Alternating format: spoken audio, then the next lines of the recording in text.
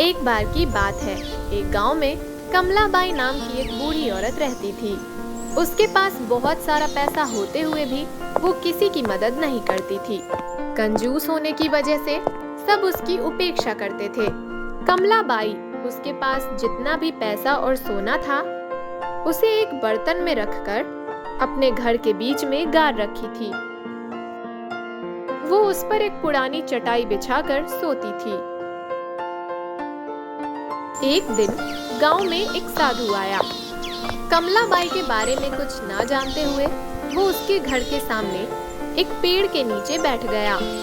साधु को देखा तो कमलाबाई ने सोचा कि वो उसके घर उसे लूटने आया है, तो उसने एक बड़ा सा डंडा उठाया और उसके सर पे दे मारा।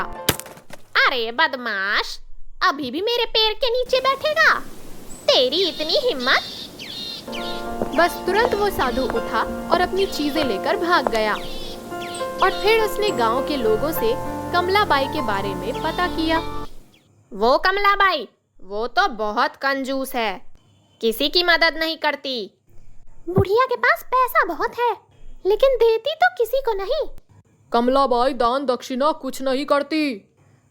सबसे एक जैसी बात सुनकर साधु को कमलाबाई पर दया आई और उसने उसे बदलने की सोची। उस दिन आधी रात को कमलाबाई के घर के सामने एक अनोखी घटना हुई। कोई एक काला मुखौटा पहने अपने सर पर 9 घड़े रखकर अजीब सा नाच रहा था। जब कमलाबाई ने पायल की आवाज सुनी तो उसने एक बड़ा सा डंडा हाथ में लेकर घर का दरवाजा खोला। पर एक भूतनी को घर के सामने नाचते देखकर कमलाबाई डर गई। तुरंत वो अपने घर में घुस गई और दरवाजा बंद कर दिया। फिर उसने खिड़की से बाहर झांका। भूत के सर पर 9 घड़े थे और सबसे ऊपर वाले घड़े में आग जल रही थी। कुछ देर नाचने के बाद भूत ने सबसे ऊपर वाले घड़े को दिए के साथ जमीन पर फेंक दिया और बचे हुए 8 घड़ों के साथ गायब हो गया। जब कमलाबाई बाहर आई तो उसे घड़ों के टुकड़ों के अलावा और कुछ नहीं मिला। तब कमलाबाई डर गई। मेरे घर में भूत आया था, मेरी मदद करो, मेरी मदद करो। अब क्योंकि कमलाबाई को कोई पसंद नहीं करता था, तो किसी ने भी उसके चिल्लाने की फिक्र नहीं की। एक भूत मेरे घर के आगे नाच रहा था, इसका क्या मतलब हो सकता है? मुझे बहुत डर लग रहा है। लेकिन किसी ने भी उसकी बातों पर ध्यान नहीं दिया और तो और उसकी तरफ देखा भी नहीं। रात में कमलाबाई घर के अंदर एक बड़ा सा डंडा पकड़कर खड़ी हो गई। आधी रात होते ही उसने फिर से घुंघरुओं की आवाज सुनी। जब उसने खिड़की से बाहर झांक कर देखा तो उसे भूत के सर पर 8 घड़े दिखे। इस बार 8वें घड़े में आग जल रही थी। कुछ समय नाचने के बाद भूतनी ने सबसे ऊपर वाला घड़ा फेंक दिया और बचे हुए 7 घरों के साथ गायब हो गई।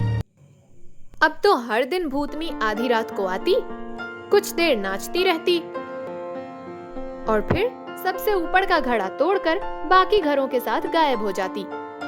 ऐसा जब रोज रोज होने लगा तो कमलाबाई डर गई और इससे छुटकारा पाने के लिए जादूगर भैरव के पास गई। हर रात एक भूत आकर मेरे घर के सामने नाच रहा है, मुझे उससे बचाइए। मैं तुम जैसी कंजूस औरत की मदद कभी नहीं करूंगा। भूतनी के नाच से मैं बहुत परेशान हूँ, आप ही मदद कर दें। क्या तुम किसी की मदद करती हो? तुम्हारी मदद कौन करेगा? उसने अपने घर के सामने चौराहे पर पेड़ के नीचे उसी साधु को देखा और वो तुरंत उसके पास गई और कहा, साधु महाराज, जब आप मेरे घर के सामने बैठकर ध्यान कर रहे थे तो मैंने चोर है समझकर आपको बहुत पीटा। मुझे माफ कर दीजिए, माफ कर दीजिए मुझे। साधु मुस्कुराया और बोला, कोई बात नहीं, अब तुम क्या चाहती हो? साधु महाराज, हर दिन एक भूतनी आधी रात को अपने सर पर घड़े रखकर मेरे घर के सामने नाचती है और वो हर दिन एक घड़ा फोड़ रही है। फिलहाल उसके सर पर 5 घड़े हैं। इसकी वजह ना जानकर मैं पागल सी हो रही हूँ। आपको मुझे उस भूत से बचाना होगा। साधु ने सोचा और नहीं में सर हिलाने लगा। कोई उपाय नहीं कमलाबाई, अब तुम्हारे आखिरी दिन आ गए हैं। ऐसा इसलिए क्योंकि भूतों का सरदार उन्हें छोड़कर कहीं चला गया है। इस वजह से सारे भूत असहाय हो गए हैं। समूह छोड़ते वक्त भूतों के सरदार ने उनसे कहा कि तुम उनकी सरदार बनने योग्य हो, इसलिए वो भूत तुमको अपने साथ ले जाने की कोशिश में हैं। अगर तुम बहुत समय जीवित रही तो फिर ये कैसे मुमकिन होगा। इसीलिए वो अलग अलग तरीकों से तुम्हें ले जाने का प्रयास कर रहे हैं। जैसे ही बचे हुए 5 घड़े फूटे, तुम मर गई समझो। हे ईश्वर, आपको मुझे उनसे बचाना होगा। मैं अपनी सारी जमा पूंजी आपको दे दूंगी। कृपया कुछ कीजिए।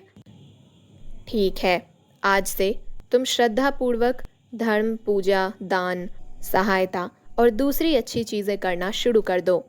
बाकी का मैं देखता हूँ। उस दिन से कमलाबाई ने दान देने का निश्चय किया। अब तो जब वो लोगों को दान देने पहुंची तो किसी ने उससे कुछ नहीं लिया। लोग उससे दूर जाने लगे। यहाँ तक कि कुत्तों और कौओं ने भी उसके डाले हुए खाने को नहीं छुआ। और उस रात कमलाबाई के घर के आगे एक और घड़ा फूट गया। अब अगली सुबह कमलाबाई साधु के पास गई। साधु महाराज, मैं मृत्यु से नहीं बच पाऊंगी लगता है। कोई मेरा दान ले ही नहीं रहा। जो भी खाना मैं देती हूँ उसे तो कुत्ते और कौवे तक नहीं छूते। हाँ, क्योंकि तुमने ये धन लोगों की उपेक्षा करके अमानवीय ढंग से इकट्ठा किया है। पशु पक्षियों को भी इसकी खबर है। इसीलिए अब अपना पैसा मंदिर बनवाने, कुएं खुदवाने, अनाथालय बनवाने में खर्च करो। अगर तुम ये अच्छे काम करोगी तो सिर्फ लंबी उम्र ही नहीं, अच्छा नाम भी कमाओगी। कृपया आप ये सारी चीजें करें और मेरी मदद करें, क्योंकि अगर मैं करूंगी तो कोई स्वीकार नहीं करेगा। फिर कमलाबाई ने अपना सारा पैसा उस साधु को दे दिया। उस पैसे से साधु ने कई अच्छे काम किए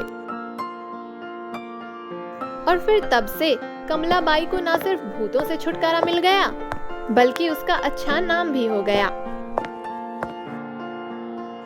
तो बच्चों, हमें इस कहानी से क्या शिक्षा मिलती है? यही कि जिंदगी जीना दूसरों की मदद करना है।